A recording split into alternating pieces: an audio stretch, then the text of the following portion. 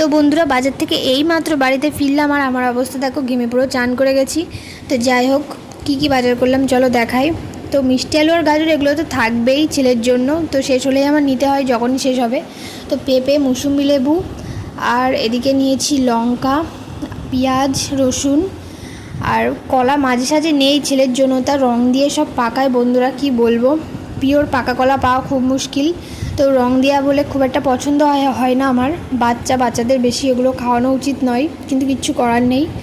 আর এদিকে দেখো কলা, পটল, ঝিঙে, কচুরমুখী, ভেন্ডি এই সমস্ত কিনেছি। সবজির কি দাম বন্ধুরা, প্রচুর দাম। তারপরে বেশি করে কিনে রাখলে তো পচে যাবে, সব দিকেই জ্বালা। আর এটা মাছ নিয়েছি, কি মাছ জানি না, খেতে ইচ্ছা হলো তাই নিয়েছি। তোমরা যদি অবশ্যই এই মাছের নাম জেনে থাকো তো অবশ্যই কমেন্ট করে জানিও। আমি না সত্যি কথা বলতে মাছ চিনি না, খেতে হয় তাই খাই। তো এই ছিল আমার রবিবারের টুকিটাকি বাজার, তোমাদের সাথে শেয়ার করলাম। তো ভিডিওটি কেমন লেগেছে অবশ্যই কমেন্ট করে জানাবে। টাটা।